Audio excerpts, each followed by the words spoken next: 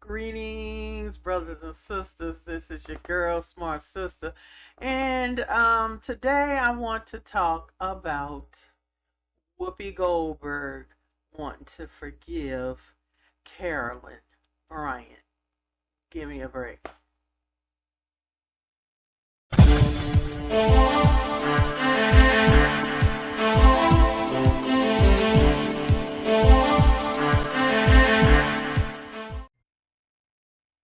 Okay, welcome back, everybody. So, let's talk about this whole situation of Carolyn Bryant, the woman that accused Emmett Till of whistling at her or doing whatever to her and was the cause of his death. And years later, she has admitted that that was not true. It was a lie.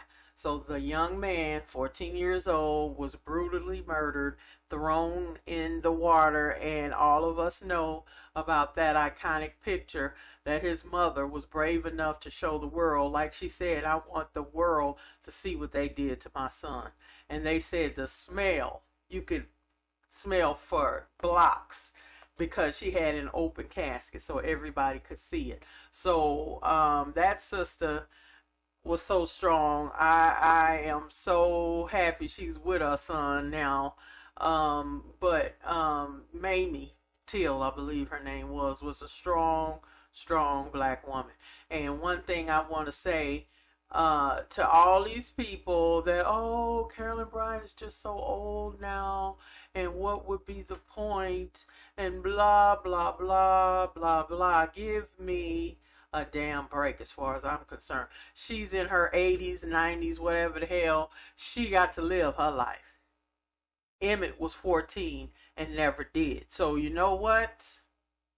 I could give less than a damn. I hope she burns in hell with her husband and her brother-in-law that killed Emmett that night.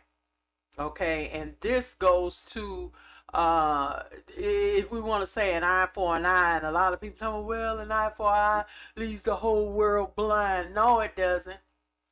No, it doesn't. See, those in power always are going to say that. They kill indiscriminately, don't give a damn, kill anybody they want to. But anybody that is the victim of that mess, if they fight back, then that's always a problem. It's always a problem when you fight back. Okay? And to me, what the Bible meant by that is that you give equal punishment for whatever you did, so you stay even. So the justice scales could stay balanced. If I steal a Twinkie and get life and get the death penalty, that's not an eye for an eye, because that does not equal out what I did and what punishment you would get. That's all that was for. And if you want to talk about it, that's what Jesus tried to get everybody to understand, that, don't all being vindictive and punishing people unjustly was wrong. However, what that says is then for whatever you do, you get equal punishment for it. So she caused the death of this boy. Well, true justice means she would die too, which she's gonna do pretty soon with her old decrepit ass. But I believe then she needs to go to jail. And basically the whole eye for an eye thing was for judges or people that had the power to punish people. So to keep this where it's not vindictive and it's not one person being vindictive against another person, if you're in a legal sense a judge that metes out the punishment, then it should be fair and equal. And I look at all this stuff when you want to so-called Christians that want to say that, it's vengeance is mine, saith the Lord. That is true. But my thing is, a lot of the laws about turn the other cheek or, love your enemies is for personal relationships. Okay, if I have a friend at work or somebody that's dogging me out or whatever, and I'm supposed to forgive them, and do whatever. That's one thing. That's one thing. So turn the other cheek, doing whatever in your personal relationships, in your personal environment of people. That's one thing. But when you look at racism and anti-black laws, rules, the whole society that white supremacy has created, that's another thing. That's an enemy. And then that means you're supposed to be at war with your enemy. That's a whole nother ball of wax. In the Bible, there are just wars, correct? Okay, so don't conflate the two. I look at it like this. Your personal relationships and how you deal with people and your neighbor. It says love thy neighbor as thyself. It doesn't say love everybody, enemy, whatever, to the end. No, it's love thy neighbor as thyself. If your enemy, usually for people, is a person that they know, institution or something that where they're working or going to school or whatever, that's in their immediate life activity, that's what it's for. But when you look at white supremacy as an institutionalized system against you, then they consider you an enemy, and you should consider them an enemy. And you have the right to protect yourself and to be at war with such a person. Okay? Get the difference. Because unfortunately, black folks, which is another reason why they put Christianity on us anyway, was to teach people and indoctrinate them to make them think, oh, yeah, I gotta forgive my enemy, Lord. No. When I think back on Nat Turner, okay, who was a minister, who studied the Bible all the time, knew the Bible, the light went on for him when, he understood like what I just said. Your neighbor and your true enemy, what does God do to everything that was evil and wrong and messed up? He annihilated it. He got rid of it.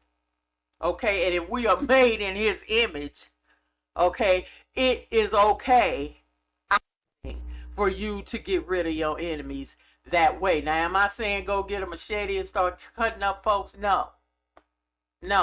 What I'm saying is you have the right to consider those people as enemies and treat them as such. So that means if they come and try to put their hands on you, you are okay to fight back.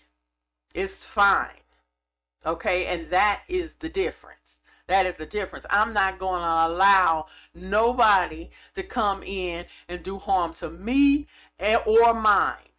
That's what you do. When Nat Turner and them did what they had to do, yes, black people suffered because the white supremacists at that time felt like, oh Lord, all these Negroes was about to start fighting us and fighting back. And that's what they scared of. Just like today, in today's world, many people of color all over the world are waking up going, wait a minute. Okay, the queen is dead, that old cow. Wait, she gonna get out of our country, leave us alone. Okay, when you look at it, everywhere white folks have gone has been death and destruction. Period. I'm not lying on nobody. Read your history. That's what they do.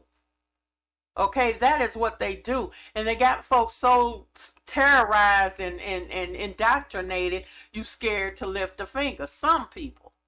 Many others will whoop that ass and get, like we both can't wear these pumps. One of us got to get out. Okay, and that's what has to happen. If people of color all over the world started doing the same thing and started fighting the same way and uniting with each other, because we are the majority on the planet. White folks don't make up that much of the population on a world scale. But yet still they run everything. They decide who does what. They tell, why is a damn brother in Africa speaking French? Why is somebody in Brazil speaking Portuguese? Where these folks that went everywhere and imposed their will on other folks. So we need to get the mindset that, look, you don't have a right to do this to me, and I have a right to be who I am, whatever that is. And that's across the board. If we can sit up here and talk about trans rights and what pronoun they want to be called and all this other garbage, okay, then don't tell me who I am and what I'm supposed to damn do. It's mighty funny. We can deal with the trans stuff, but the real deep part of racism, there's always a damn problem. Okay? There's always a problem. And that's what I can't get with. That's what we have as a people, black people, any other person of color has to see and get them up off you. You know, like my shirt says, get over it. Get over it. Your time is up. Get over it. Your time is up, people. And God is showing it always. Now, whether you believe in God or not, whatever, I believe in a higher source and a higher power. Okay? And I've studied all kind of stuff. So to me, the common thing is spirituality, which is beyond religion. Religion can just be a set of rules. And you can follow every damn rule and don't a bit more know God as anybody. So to me, the whole spiritual part of an eye for an eye is deep down going in as a human being and being able to protect yourself and love your community. Okay, that's what it's about. So black folks forgiving every damn body. I keep thinking about that trial with that little white police officer killing both of them, John, and all that. Remember, the mother sat back and didn't say nothing. It was the judge giving her a Bible. It was the father and the brother hugging. We forgive you. I wouldn't forgive shit. You killed this man for no reason. Okay? And it's okay to want to fight back and deal with your enemy. White folks do it. Hell, I just read an article about a brother got 10 years in jail for screwing a horse. Okay? Screwing a horse. 10 years. But you can kill a black man or woman and don't even see no jail. See, that's the shit I'm talking about. That's what I'm saying. That you got to get over that. It's time. White folks take care of their enemies every day. Every day. Any kind of way they want to. So we need to do the same thing. And if I'm not having no mercy on that woman because she had none for him and lied and made up this shit that got a young boy killed. So I don't give a damn if she lived to be 1,000. She needs to go to jail. And that's being merciful right there. Because eye for an eye says, y'all already know. So that's it for this one. I just feel for that. Whoopi Goldberg needs to sit her ass down, and all of y'all that agree with her, okay, you have the right to have your own opinion. But my opinion is it's time for you to stand up for yourself and protect yourself. And they still killing our kids. They use black babies as alligator bait. You killing black children all along. Okay? So when are we gonna protect our children and then protect ourselves as a people? There's nothing wrong with that. Because if God loves you, if you call yourself being in his image, then you're supposed to be taking care of yourself and destroying your enemies. So I will see y'all next time. Make sure you like and subscribe, and I will see you soon.